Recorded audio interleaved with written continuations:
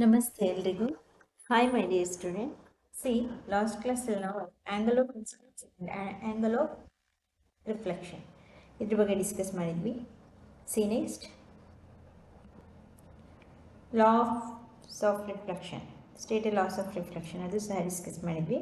ಹಾಗಾದರೆ what would happen if I threw the light on the mirror along the normal? ನಾವು ದರ್ಪಣದ ಮೇಲೆ ಅಂದರೆ mirror ಮೇಲೆ ಲಂಬವಾಗಿ ಬೆಳಕನ್ನು ಹಾಯಿಸಿದರೆ ಏನಾಗುತ್ತೆ ಅಂದರೆ, ಒಂದು ಮಿರರ್ ಇರುತ್ತೆ, ಅದರಲ್ಲಿ ಸ್ಟ್ರೇಟಾಗಿ ನಾವು ಲೈಟನ್ನು ಬಿಟ್ಟರೆ, ಬೆಳಕನ್ನು ನಾವು ಹಾಯಿಸಿದರೆ ಅದರಲ್ಲಿ ಯಾವ ರೀತಿಯ ಪರಿಣಾಮಗಳು ಉಂಟಾಗುತ್ತೆ ಅಂತೇಳಿ ಕ್ವಶನ್ ಕೇಳ್ತಿದ್ದಾರೆ. ಅದಕ್ಕೆ ಒಂದು ಆ್ಯಕ್ಟಿವಿಟಿ ಮೂಲಕ ಒಂದು ಎಕ್ಸಾಂಪಲ್ನ ಕೊಟ್ಟಿದ್ದಾರೆ. ಸಿ 13.2 ಆ್ಯಕ್ಟಿವಿಟಿ 13.2 ನೋಡಿ. Perform activity 13.1 again. ಏನು ಮಾಡಬೇಕು ನೀವು, ಈ 13.1 ಆ್ಯಕ್ಟಿವಿಟಿ ಇತ್ತಲ್ಲ, ಈ 13.1 ಆ್ಯಕ್ಟಿವಿಟಿನ ನೀವು ಇಲ್ಲಿ ಅಗೈನ್ ರಿಪೀಟ್ ಮಾಡಬೇಕು. ಲಾಸ್ ಆಫ್ ರಿಫ್ಲೆಕ್ಷನ್ನ ಏನು ಆ್ಯಕ್ಟಿವಿಟಿ ಮಾಡಿದ್ವಿ 13.1ಅಲ್ಲಿ ಅದನ್ನು ಪುನರಾವರ್ತಿಸಿ ಅಗೈನ್ ಮಾಡಿ. ಅದನ್ನು ಸಿ 13.1 ಆ್ಯಕ್ಟಿವಿಟಿ ಇದೇನೆ. Arrange for A showing reflection. ಈ ರೀತಿ ಒಂದು ಮಿರರು, ಒಂದು ಕೋಂಬು, ಒಂದು ಶೀಟ್ ಆಫ್ ಪೇಪರು, ಒಂದು ಟೇಬಲ್ ಮೇಲೆ ಒಂದು ಶೀಟ್ ಆಫ್ ಪೇಪರ್ನ ಹಾಕಿ ಇಲ್ಲಿ ಇದು ಕೂಂಬನ್ನ ಇಟ್ಕೊಳ್ಳಿ. ಅದಕ್ಕೆ ಟಾರ್ಚ್ ಲೈಟಿಂದ ಒಂದು ಬೆಳಕು ಬಿಡಿ. ಅದರಲ್ಲಿ ಒಂದು ಕಿಂಡಿಯನ್ನು ಮಾತ್ರ ಗ್ಯಾಪ್ ಬಿಟ್ಕೊಳ್ಳಿ, ಮಿಕ್ಕಿದಕ್ಕೆಲ್ಲ ಬ್ಲ್ಯಾಕ್ ಪೇಪರ್ ಈ ರೀತಿ ಕೂಂಬಿಗೆ ಅಂಟಿಸ್ಬಿಟ್ಟಿರಿ. ಇಲ್ಲೊಂದು ಮಿರರನ್ನು ಇಡಬೇಕು. ಈ ರೀತಿ ಅರೇಂಜ್ ಮಾಡ್ಕೋಬೇಕು. This time use a sheet of stiff paper or a chart paper. ಈ ಸಲ ಏನು ಮಾಡಬೇಕು ನೀವು, ಲಾಸ್ಟ್ ಟೈಮಲ್ಲಿ ಅದು ಸುಮ್ಮನೆ ಒಂದು ಹಾಳೆಯನ್ನು ತೆಗೆದುಕೊಂಡಿದ್ರಿ, ಬಿಳಿ ಹಾಳೆಯನ್ನು. ಆದರೆ ಈ ಸಲ ನೀವೇನು ಮಾಡಬೇಕು, ಗಟ್ಟಿಯಾದ ಕಾಗದದ ಹಾಳೆ, ಅರ್ಥ ಆಗ್ತಿದೆಯಾ? Stiff paper, sheet of stiff paper, ಒಂದು ಗಟ್ಟಿಯಾದ ಕಾಗದದ ಹಾಳೆ, ಅಥವಾ or a chart paper or chart ಹಾಳೆಯನ್ನು ಬಳಸಬೇಕು.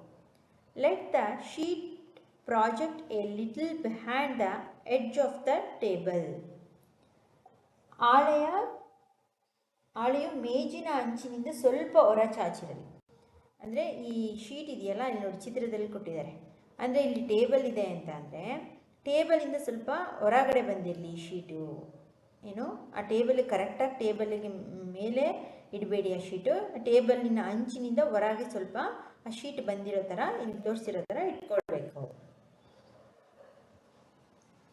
Cut the projecting portion of the sheet in the middle.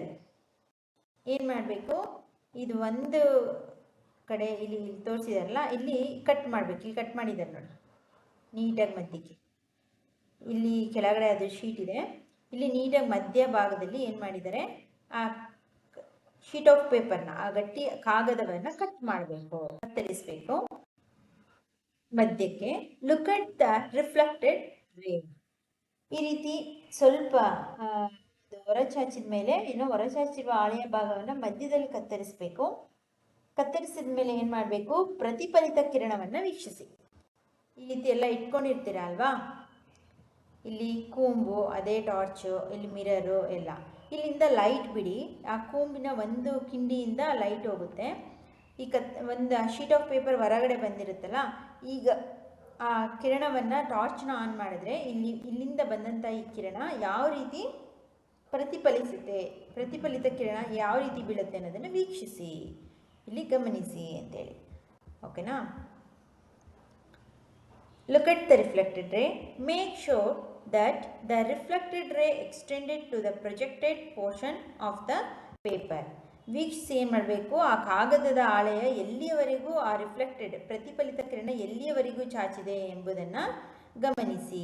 ಅಂದರೆ ಆ ಕಿರಣ ಇಲ್ಲಿ ನೋಡಿ ಕಾಣುತ್ತೆ ನಿಮಗೆ, ಆ ಲೈಟ್ ರೇ ಎಲ್ಲಿಯವರೆಗೆ, ಪ್ರತಿಫಲಿತ ಕಿರಣ ಎಲ್ಲಿಯವರೆಗೆ ಚಾಚಿದೆ ಎಂಬುದನ್ನು ಗಮನಿಸಬೇಕು. ಆಯ್ತಾ? Bend that part of the projected portion on which the reflected ray falls. ನಂತರ ಏನು ಮಾಡಬೇಕು, ಪ್ರತಿಫಲಿತ ಕಿರಣವು ಬೀಳುವ ಹೊರಚಾಚಿದ ಆ ಭಾಗವನ್ನು ಸ್ವಲ್ಪ ಬಗ್ಗಿಸ್ಬೇಕು. Bend that part of the projected portion which the reflected ray falls. ಇಲ್ಲಿ ಚಿತ್ರದಲ್ಲಿ ಕೊಟ್ಟಿದ್ದಾರೆ ನೋಡಿ, ಇಲ್ಲಿ ಕಟ್ ಮಾಡಿದ್ದಾರೆ ಶೀಟ್ ಆಫ್ ಪೇಪರ್ನ, ಕಾಗದದ ಹಾಳೆಯನ್ನು. ಇಲ್ಲಿ ಸ್ವಲ್ಪ ಬೆಂಡ್ ಮಾಡಿದ್ದಾರೆ. ಏನು ಮಾಡಿದ್ದಾರೆ?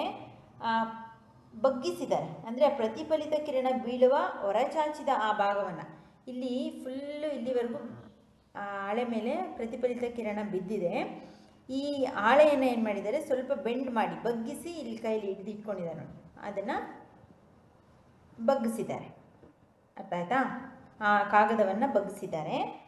ಬಗ್ಗಿಸಿ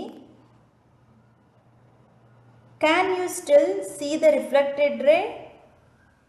ಆ ರೀತಿ ಆ ಹೊರಚಾಚಿದ ಆ ಕಾಗದದ ಭಾಗವನ್ನು ಬಗ್ಗಿಸಿದ ಮೇಲೂ ಈಗಲೂ ಪ್ರತಿಫಲಿತ ಕಿರಣವನ್ನು ನೀವು ಕಾಣುವಿರಾ? ಇವಾಗಲೂ ನಿಮಗೆ ಇಲ್ಲಿ ಕಾಣಿಸ್ತಿದೆಯಾ ಲೈಟ್ ರೇಸ್ ಏನಾದರೂ? ಏನೂ ಇಲ್ಲ ಅಲ್ವಾ? ನೋಡಿ, ಇಲ್ಲಿ ಎಷ್ಟುವರೆಗೆ ಬಗ್ಗಿಸಿದ್ದಾರೆ, ಇಲ್ಲಿವರೆಗೆ ಮಾತ್ರ ಪ್ರತಿಫಲಿತ ಕಿರಣ ಇದೆ, ಇಲ್ಲಿ ಮುಂದಕ್ಕೆ ಇಲ್ಲ ಅಲ್ವಾ? ಪ್ರತಿಫಲಿತ ಕಿರಣವನ್ನು ಈಗಲೂ ಸಹ ನೀವು ನೋಡ್ತಿದ್ದೀರಾ ಅಂತೇಳಿ ಕೇಳ್ತಿದ್ದಾರೆ. ಕಾಣಿಸ್ತಿದೆಯಾ ನಿಮ್ಗೆ ಏನಾದರೂ ಪ್ರತಿಫಲಿತ ಕಿರಣ? ನೋಡಿ, ಆ ಪ್ರತಿಫಲಿತ ಕಿರಣ ಲೈಟ್ ರೇಸ್ ಏನಾದರೂ ಇಲ್ಲಿ ನಿಮಗೆ ಕಾಣ್ತಿದೆಯಾ? ನೋಡಿ ಏನಿದೆ, ಖಾಲಿ ಈಗ ಇದೆ ನೋಡಿ. ಇಲ್ಲಿ ನೋಡಿ ಎಷ್ಟು ಉದ್ದ ಇದೆ ಇಲ್ಲಿ ಆ ಪ್ರತಿಫಲಿತ ಕಿರಣ. ಇಲ್ಲಿ ಹೇಗೆ ಕಾಣಿಸ್ತಿದೆ ಅಬ್ಸರ್ವ್ ಮಾಡಿ. ಆಯ್ತಾ? ಈಗಲೂ ನಿಮಗೆ ಕಾಣುತ್ತಿರುವುದೇ. Bring the paper back to the original. ಈಗೇನು ಮಾಡಿ, ನೀವು ಬಾಗಿಸಿದ ಆ ಕಾಗದವನ್ನು ಮೊದಲಿನ ಸ್ಥಿತಿಗೆ ತನ್ನಿ. ಈಗ ಬಗ್ಸಿದ್ರಲ್ಲ, ಇಲ್ಲಿ ಕಟ್ ಮಾಡಿರೋ ಈ ಪೇಪರ್ನ ಇಲ್ಲಿ ಈ ರೀತಿ ಬಗ್ಸಿದ್ರು, ಈ ರೀತಿ. ಈಗ ಈ ಕೈನ ಬಿಟ್ಟು ಮೊದಲಿನ ಸ್ಥಿತಿಗೆ ಕಾಗದವನ್ನು ತನ್ನಿ ಅಂತೇಳಿ ಹೇಳ್ತಿದ್ದಾರೆ.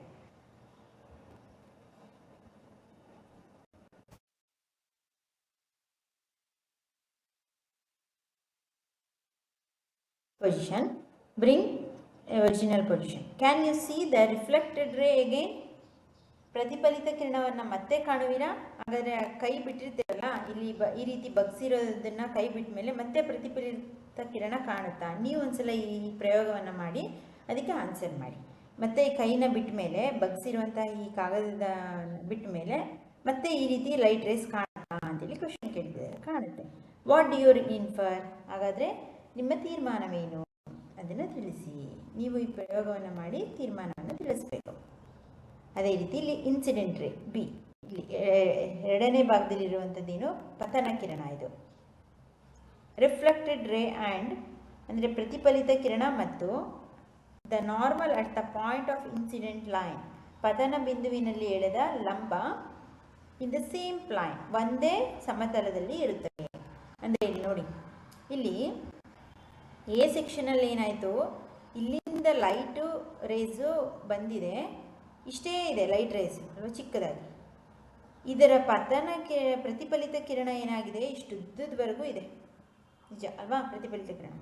ಆದರೆ ಈ ಬಿ ಸೆಕ್ಷನಲ್ಲಿ ನೋಡಿ, ಇಲ್ಲಿ ಸ್ವಲ್ಪ ಬಗ್ಗಿಸಿದ್ರು ಅಲ್ವಾ, ಇಲ್ಲಿ ಬಿಟ್ಟಂತಹ ಈ ಕಿರಣ ಎಷ್ಟಿದೆಯೋ ಇಲ್ಲಿ ಅಷ್ಟೇ ಇದೆ ಅಲ್ವಾ, ಎಕ್ಸ್ಟೆಂಡ್ ಆಗಿಲ್ಲ. ಅಂದರೆ ಪತನ ಕಿರಣ ಅಂದರೆ ಪತನ ಕಿರಣ ಇದು ಹೋಗಿರುವಂಥದ್ದು, ಇದು ಪತನ ಕಿರಣ ಇನ್ಸಿಡೆಂಟ್ ರೇಸ್. ರಿಫ್ಲೆಕ್ಟೆಡ್ ರೇಸ್ ಪ್ರತಿಫಲಿತ ಕಿರಣ ಅಂದರೆ ಈ ಕಡೆ ಬಂದಿದೆಯಲ್ಲ ಇಲ್ಲಿಗೆ, ಇದು ಪ್ರತಿಫಲಿತ ಕಿರಣ ಏನಾಗಿರುತ್ತೆ, ಅದರ ಮಧ್ಯೆ ಈ ಎರಡು ರೇಸ್ಗಳ ಮಧ್ಯೆ ಎಳೆದ ಪತನ ಬಿಂದುವಿನ ಮಧ್ಯೆ, ಅಂದರೆ ಪತನ ಬಿಂದುವಿನಲ್ಲಿ ಎಳೆದ ಲಂಬ ಅಂತಿದ್ದೇನೆ, ಎಳೆದಿರುವಂಥ ಲಂಬ ಅಂದರೆ ಈ ಪೇಪರನ್ನು ಬಗ್ಸಿರುವಂಥದ್ದು, ಇದೇ ಲಂಬ ಅಲ್ವಾ. ಇವೆರಡರ ಪತನ ಕಿರಣ ಮತ್ತು ಪ್ರತಿಫಲಿತ ಕಿರಣಗಳ ನಡುವಿನ ಪತನ ಬಿಂದುವಿನಲ್ಲಿ ಎಳೆದ ಈ ಲಂಬ ಏನಾಗಿರುತ್ತೆ, ಯಾವಾಗಲೂ ಸಮನಾಗಿರುತ್ತದೆ, ಒಂದೇ ಸಮನಾಗಿ. ಇಲ್ಲಿ ಅಬ್ಸರ್ವ್ ಮಾಡಿ ನೋಡಿ, ಇವುಗಳ ರೇಸು ಇಲ್ಲಿ ನೋಡಿ ಒಂದೇ ಸಮನಾಗಿದೆ ಅಲ್ವಾ. ಇದು ನೋಡಿ, ಇದು ಇಷ್ಟೇ ಉದ್ದ ಇದೆ, ಇದು ಇಷ್ಟೇ ಉದ್ದ ಇದೆ. ಪತನ ಕಿರಣ ಪ್ರತಿಫಲಿತ ಕಿರಣ ಇವುಗಳ ನಡುವೆ ಎಳೆದ ಈ ಲಂಬ ಅಂದರೆ ಈ ಹಾಳೆನೆ, ಇವುಗಳ ನಡುವಿನ ಈ ಲಂಬ ಏನು ಒಂದೇ ಸಮತಲದಲ್ಲಿರುತ್ತದೆ. ಆದರೆ ಇದು ನೋಡಿ, ಇಲ್ಲಿ ಇಷ್ಟು ಚಿಕ್ಕದಾಗಿದೆ, ಇದು ಇಷ್ಟೇ ಉದ್ದ ಇದೆ, ಇದರ ಪ್ರತಿಫಲಿತ ಕಿರಣ ಇಷ್ಟು ಉದ್ದ ಬಂದಿದೆ. When the whole sheet of paper is spread on the table, it represents one plane. ಏನು, ಕಾಗದದ ಹಾಳೆಯನ್ನು ಮೇಜಿನ ಮೇಲೆ ಪೂರ್ಣವಾಗಿ ಹರಡಿದಾಗ ಈ ಟೇಬಲ್ ಮೇಲೆ ಸಂಪೂರ್ಣವಾಗಿ ಮೇಜಿನ ಮೇಲೆ ಹರಡಿದಾಗ ಇದು ಒಂದು ಸಮತಲವನ್ನು ಪ್ರತಿನಿಧಿಸುತ್ತದೆ, ಒಂದೇ ಒಂದು ಸಮತಲವನ್ನು ಪ್ರತಿನಿಧಿಸುತ್ತೆ. ಅರ್ಥ ಆಯ್ತಾ? ಶೀಟ್ ಆಫ್ ಪೇಪರ್ನ ಟೇಬಲ್ ಮೇಲೆ ಹಾಕಿದಾಗ the incident ray, the normal at the point of incidence and the reflected ray are all in this plane. ಏನಾಗುತ್ತೆ? ಪತನ ಕಿರಣ ಪತನ ಬಿಂದುವಿನಲ್ಲಿ ಎಳೆದ ಲಂಬ ಮತ್ತು ಪ್ರತಿಫಲಿತ ಕಿರಣ. ಅಂದರೆ ಪತನ ಕಿರಣ ಅಂದರೆ ಇದು ನಾವು ಬಿಟ್ಟಂತಹ ಲೈಟ್ ರೇಸ್ ಪತನ ಕಿರಣ, ಮತ್ತು ಪ್ರತಿಫಲಿತ ಕಿರಣ. ಪ್ರತಿಫಲಿತ ಕಿರಣ ಅಂದರೆ ರಿಫ್ಲೆಕ್ಟ್ ಆಗುತ್ತಲ್ಲ ಈ ಭಾಗದಲ್ಲಿ, ನಾವು ಇಲ್ಲಿ ರೈಟಲ್ಲಿ ಬಿಟ್ಟರೆ ಲೆಫ್ಟಲ್ಲಿ ರಿಫ್ಲೆಕ್ಟ್ ಆಗುತ್ತಲ್ಲ, ಅದು ಪ್ರತಿಫಲಿತ ಕಿರಣ. ಏನು? ಅವುಗಳ ನಡುವೆ ಎಳೆದ ಲಂಬ, ಅವುಗಳ ಮಧ್ಯೆ ಲಂಬ ಎಳಿತೀವಲ್ಲ, ಅಂದರೆ ಹಾಳೆನೋ ಶೀಟ್ ಆಫ್ ಪೇಪರ್ನೋ ಈ ರೀತಿ ಬಗ್ಸಿದೀವಲ್ಲ, ಇದೆರಡು ಏನಾಗಿರುತ್ತೆ? ಇವೆಲ್ಲವೂ ಈ ಸಮತಲದಲ್ಲಿಯೇ ಇರುತ್ತೆ. ಇದು ಲಂಬ ಏನಾಗಿರುತ್ತೆ ಮತ್ತು ಇವೆಲ್ಲವೂ ಈ ಸಮತಲದಲ್ಲಿಯೇ, ಅಂದರೆ ಆ ಸಮತಲ ಅಂದರೆ ಇದರಿಂದ ಹೊರಚಾಚಿರುತ್ತಲ್ಲ ಆ ಸಮತಲದಲ್ಲಿಯೇ ಇರುತ್ತದೆ. When you bend the paper, you create a plane different from the plane in which the incident ray and the normal lies. ಅಂದರೆ ಇಲ್ಲಿ ಫಸ್ಟ್ ಏನಾಗಿರುತ್ತೆ, ನಾವು ಈ ಪಿಕ್ಚರಲ್ಲಿ ನೋಡಿ, ಎಲ್ಲ ಎರೇಸ್ ಮಾಡಿ, ಇಲ್ಲೇನಾಗುತ್ತೆ, ನಾವು ಒಂದು ಮೇಜಿನ ಮೇಲೆ ಒಂದು ಶೀಟ್ ಆಫ್ ಪೇಪರ್ನ ಹಾಸ್ಬಿಟ್ಟು ಇನ್ಸಿಡೆಂಟ್ ರೇಸ್, ಅಂದರೆ ಈ ಇನ್ಸಿಡೆಂಟ್ ರೇಸ್ ಅಂದರೆ ಈ ಪತನ ಕಿರಣವನ್ನು ನಾವು ಇಲ್ಲಿ ಹಾಯಿಸಿದಾಗ ಏನಾಗಿರುತ್ತೆ, ಇವುಗಳ ನಡುವೆ ಎಳೆದ ಹಾಳೆ ಎಳೆದಿರ್ತೀವಲ್ಲ ಅದರ ಲಂಬ, ಇವುಗಳ ನಡುವೆ ಏನಾಗಿರುತ್ತೆ, ಆ ಬಿಂದುವಿನಲ್ಲಿ ಎಳೆದ ಲಂಬ ಇವೆಲ್ಲವೂ ಆ ಸಮತಲದಲ್ಲಿ, ಅಂದರೆ ಈ ಶೀಟ್ ಆಫ್ ಪೇಪರ್ ಎಲ್ಲಿವರೆಗೆ ಇರುತ್ತೋ ಅಲ್ಲಿವರೆಗೂ ಆ ಶೀಟು ಆ ಸಮತಲದಲ್ಲಿಯೇ ಇರುತ್ತೆ. ಅದೇ ಬೆಂಡ್ ಮಾಡಿದ್ರೆ, ಇಲ್ಲಿ ನೋಡಿ ಬಗ್ಗಿಸಿದ್ದಾರೆ ಈ ಶೀಟ್ ಆಫ್ ಪೇಪರ್ನ, ಕತ್ತರಿಸಿರುವಂತಹ ಆ ಕಾಗದವನ್ನು ಬಗ್ಗಿಸಿದಾಗ ಏನಾಗುತ್ತೆ, when you bend the paper you create a plane different from the plane in which the incident ray and the normal ray. ಅದೇ ಅದನ್ನು ಬಗ್ಗಿಸಿದಾಗ, ಅಂದರೆ ನೀವು ಕಾಗದವನ್ನು ಬಾಗಿಸಿದಾಗ ಪತನ ಕಿರಣ ಮತ್ತು ಲಂಬರೇಖೆಗಳಿರುವ ಸಮತಲವಲ್ಲದ ಮತ್ತೊಂದು ಸಮತಲವನ್ನು ಉಂಟು ಮಾಡುವಿರಿ. ಇಲ್ಲಿ ಅರ್ಥ ಆಯ್ತಾ? ಇಲ್ಲಿ ನೋಡಿ, ಇಲ್ಲಿ ಸಮತಲ ಇರಲಿಲ್ಲ, ಕಾಗದವನ್ನು ಇಲ್ಲಿ ಬೆಂಡ್ ಮಾಡಿರಲಿಲ್ಲ, ಕೇವಲ ಕತ್ತರಿಸಿದ್ರು. ಈ ಕತ್ತರಿಸಿ ಬಾಗಿಸಿದಾಗ ಏನಾಯಿತು, ಸಮತಲವಲ್ಲದ ಮತ್ತೊಂದು ಸಮತಲ, ಇದು ಸಮತಲ ಅಲ್ಲ ಆ ಶೀಟ್ ಆಫ್ ಪೇಪರ್, ಆದರೆ ಅದ್ರ ಮಧ್ಯೆ ಲಂಬ ಎಳೆದು ನಾವು ಇನ್ಸಿಡೆಂಟ್ ರೇಸ್ನ ಬಿಟ್ಟಾಗ ಸಮತಲವಲ್ಲದ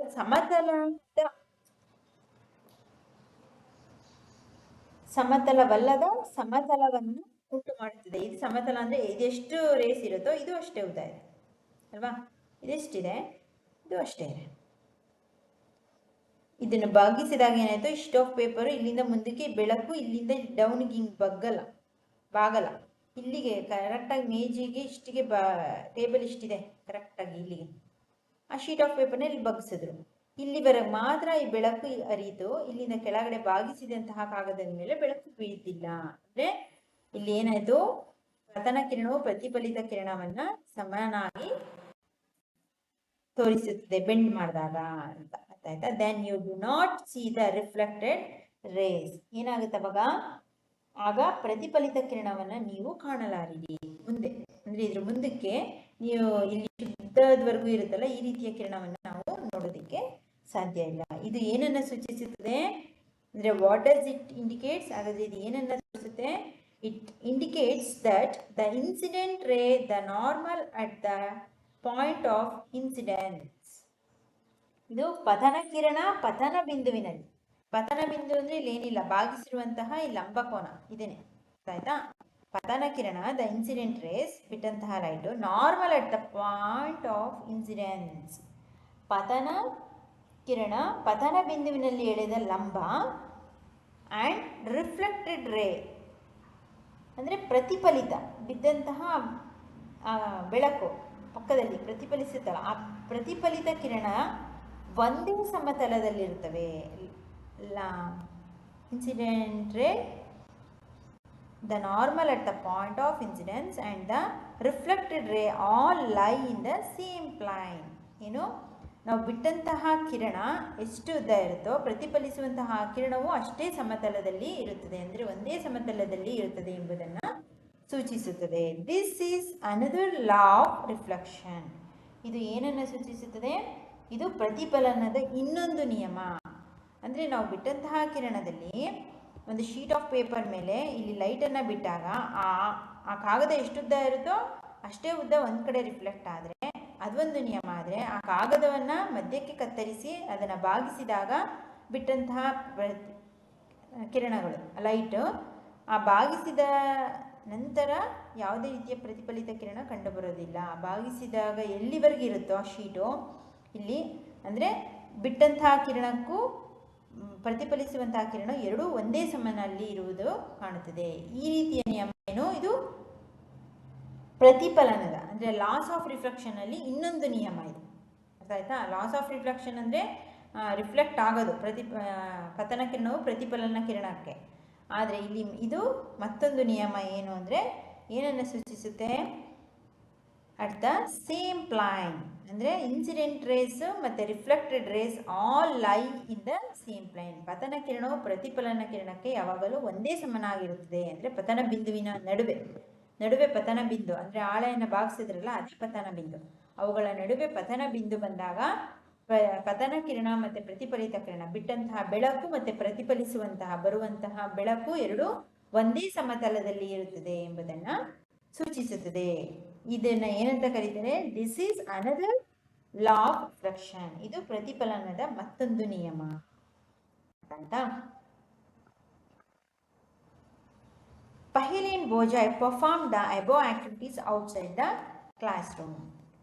ಪಹೇಲಿ ಮತ್ತು ಬೋಜಾಯ್ ಈ ಚಟುವಟಿಕೆಯನ್ನು ತರಗತಿ ಕೊಠಡಿಯ ಹೊರಗೆ ಟಾರ್ಚಿನ ಬದಲಾಗಿ, ಅಂದರೆ ಇಲ್ಲಿ ಟಾರ್ಚ್ ಇಟ್ಟು ಮಾಡಿದ್ದಾರೆ ಟೀಚರ್ಸು. ಪಹೇಲಿ ಮತ್ತು ಬೋಜಾಯ್ ಇಬ್ಬರು ಏನು ಮಾಡಿದ್ರು, ಟಾರ್ಚಿನ ಬದಲಾಗಿ with the sun as the source of light, ಅಂದರೆ ಸೂರ್ಯನನ್ನು ಟಾರ್ಚ್ಗೆ ಬದಲಾಗಿ ಅವ್ರು ಏನು ಮಾಡಿದ್ರು, ಸನ್ ಅಲ್ಲಿಂದನೂ ಬರುತ್ತಲ್ವ ಬೆಳಕು ಸೂರ್ಯನನ್ನು ಬೆಳಕಿನ ಆಕಾರವಾಗಿ ಬಳಸ್ಕೊಂಡು instead of torch you to can use the sun as the source of light. ಪಹೇಲಿ ಮತ್ತು ಬೋಜಾಯ್ ಏನು ಮಾಡಿದ್ರು, ಟಾರ್ಚ್ ಯೂಸ್ ಮಾಡದೆ ಸೂರ್ಯನೇ ಬೆಳಕಿನ ಆಕಾರವಾಗಿ ಬಳಸಿಕೊಂಡು ಈ ಪ್ರಯೋಗವನ್ನು ಮಾಡಿದ್ದಾರೆ. ನೀವು ಮನೆಗಳಲ್ಲಿ ಸೂರ್ಯನ ಕಿರಣವನ್ನು ಉಪಯೋಗಿಸಿಕೊಂಡು ಈ ರೀತಿಯ ಪ್ರಯೋಗವನ್ನು ನೀವು ಸಹ ಮಾಡಬಹುದು, ಬಳಸಬಹುದು. ಆಯ್ತಾ? ಅಂದರೆ these activities can also be performed by making use of the ray strict operators available in the kit prepared by NCERT. ಅಂದರೆ ಈ ಕಿರಣ ಉಪಕರಣ ಅಂದರೆ ಕಿರಣ ರೇಖೆ ಉಪಕರಣ, ಲೇಸರ್ ಲೈಟ್ನ ಯೂಸ್ ಮಾಡ್ಕೋತಾರೆ ಕೆಲವರು ಟಾರ್ಚನ್ನು ಯೂಸ್ ಮಾಡ್ಕೋತಾರೆ, ಕೆಲವರು ಸೋಲಾರ್ ಸನ್ನನ್ನು ಉಪಯೋಗಿಸ್ಕೋತಾರೆ. ಈ ರೀತಿಯ ಉಪಕರಣವನ್ನು ಬಳಸಿ ಈ ಚಟುವಟಿಕೆಗಳನ್ನು ಸಿದ್ಧಪಡಿಸಿರುವ, ಅಂದರೆ ನಿಮ್ಮ ಸ್ಕೂಲ್ಗಳಲ್ಲಿ ರೇ ಸ್ಟ್ರೈಕ್, ಕೆಲವರು ಲೇಸರ್ ಲೈಟು ಇಲ್ಲ ಲ್ಯಾಬೊರೇಟರಿಗಳಲ್ಲಿ ರೇ ಸ್ಟ್ರೈಕ್ ಆಪರೇಟರ್ಸ್ ಇರುತ್ತೆ, ಅವುಗಳ ಕಿಟ್ ಲಭ್ಯ ಇದ್ದರೆ ನೀವು ಅವುಗಳನ್ನು ಉಪಯೋಗಿಸಿಕೊಂಡು ಈ ಪ್ರಯೋಗವನ್ನು ನೀವು ಮಾಡ್ಬೋದು. ಅರ್ಥ ಆಯ್ತಾ? ಓಕೆ ಮೈ ಡಿಯರ್ ಸ್ಟೂಡೆಂಟ್, ಇಷ್ಟಿರಲಿ. ನೆಕ್ಸ್ಟ್ ಕ್ಲಾಸಲ್ಲಿ ಇಲ್ಲಿಂದ ಕಂಟಿನ್ಯೂ ಮಾಡೋಣ. ಏನಾದರೂ ಡೌಟ್ಸ್ ಇತ್ತು ಅರ್ಥ ಆಗಲಿಲ್ಲ ಅಂದರೆ ಅದನ್ನು ಡಿಸ್ಕ್ರಿಪ್ಷನಲ್ಲಿ ಕಮೆಂಟ್ ಮಾಡಿ. ಆದಷ್ಟು ಟೆಕ್ಸ್ಟ್ ಬುಕ್ನ ಇಟ್ಕೊಂಡು 2-3 ಟೈಮ್ ಟೆಕ್ಸ್ಟ್ ಬುಕ್ನ ಓದಿ. ಸೈನ್ಸಲ್ಲಿ text book is the better way of learning. ಆದಷ್ಟು ನಿಮ್ಗೆ ಅರ್ಥ ಆಗಲಿಲ್ಲ ಅಂದರೆ ಟೆಕ್ಸ್ಟ್ ಬುಕ್ ಇಟ್ಕೊಳ್ಳಿ, 2-3 ಟೈಮ್ಸ್ ರೀಡ್ ಮಾಡಿ, ಆಡಿಯೋನು ಕೇಳಿಸ್ಕೊಳ್ಳಿ, ಆಗ ಅರ್ಥ ಆಗುತ್ತೆ. ಆದಷ್ಟು ನಿಮ್ಮ ಎಲ್ಲ ಫ್ರೆಂಡ್ಸ್ಗಳು ಅವರು ಇಂಗ್ಲೀಷ್ ಮೀಡಿಯಂ ಕನ್ನಡ ಮೀಡಿಯಂ ಯಾರೇ ಇದ್ರೂ ಅವ್ರಿಗೆ ಶೇರ್ ಮಾಡಿ, ಅವರು ಸಹ ಈಸಿಯಾಗಿ ಅರ್ಥ ಮಾಡಿಕೊಂಡು ಕಲಿತ್ಕೊಳ್ಳಿ. ಓಕೆನಾ? ಸಬ್ಸ್ಕ್ರೈಬ್ ಮಾಡ್ಕೊಳ್ಳೋಕೆ ಹೇಳಿ. ಎಲ್ಲ ವೀಡಿಯೋಸು ಪ್ರತಿ ಲೆಸನ್ದು 6th to 10th ಕ್ಲಾಸ್ವರೆಗೂ ಎಲ್ಲ ಸಿಗುತ್ತೆ. ಆ್ಯಂಡ್ ಎಲ್ಲ ಲೆಸನ್ದು ವೀಡಿಯೋಸ್ ವಿತ್ ನೋಟ್ಸ್ ಸಹ ಇರುತ್ತೆ. ಓಕೆನಾ? ಪ್ಲೇ ಲಿಸ್ಟ್ ಚೆಕ್ ಮಾಡಿದ್ರೆ ನಿಮ್ಗೆ ಒಂದು lesson complete notes videos classes ಎಲ್ಲ ಸಿಕ್ಬಿಡುತ್ತೆ.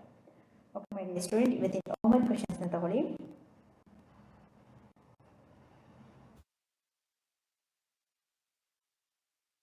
What would happen when the light on the mirror along the normal?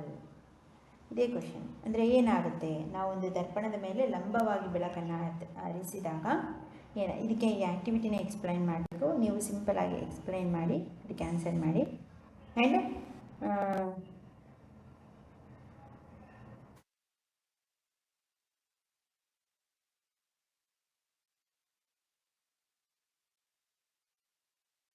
explain or state the another law of reflection. ಇದನ್ನು ಬರೆಯೋದಷ್ಟೇ. ಪ್ರತಿಫಲನದ ಮತ್ತೊಂದು ನಿಯಮವನ್ನು ತಿಳಿಸಿ. State another law of reflection. ಇದನ್ನು ಬರೆಯೋದಷ್ಟೇ ಇಲ್ಲಿಂದ ಇಲ್ಲಿವರೆಗೆ. ನೆಕ್ಸ್ಟ್ ಇವತ್ತಿನ ಹೋಮ್ವರ್ಕ್ ಕ್ವೆಶನ್ಸು. ಇದಕ್ಕೆ ನೀವೇ ಆನ್ಸರ್ ಮಾಡಿ. ಗೊತ್ತಾಗಲಿಲ್ಲ ಅಂದರೆ ಅದನ್ನು ಡಿಸ್ಕ್ರಿಪ್ಷನಲ್ಲಿ ಹಾಕಿ ನಾನು ಕೊಡ್ತೀನಿ. ಹೋಮ್ವರ್ಕ್ ಕ್ವಶನ್ಸ್ನೆಲ್ಲ ನೋಟ್ ಮಾಡಿ ಇಟ್ಕೊಳ್ಳಿ. ಅದನ್ನು ಎಕ್ಸಸೈಸ್ ಕ್ವಶನ್ ಆ್ಯಂಡ್ ಆನ್ಸರ್ ಜೊತೆ ಅದನ್ನು ಅಡಿಷನ್ ಕ್ವಶನ್ಸ್ ಆಗಿ ಬರ್ಕೊಳ್ಳಿ. ಅದು ಟೆಸ್ಟ್ಗೆ ನಿಮ್ಮ ಸ್ಕೂಲ್ಗಳಲ್ಲಿ ಕೊಟ್ಟಾಗ ಯೂಸ್ ಆಗುತ್ತೆ. Okay my dear student, thank you.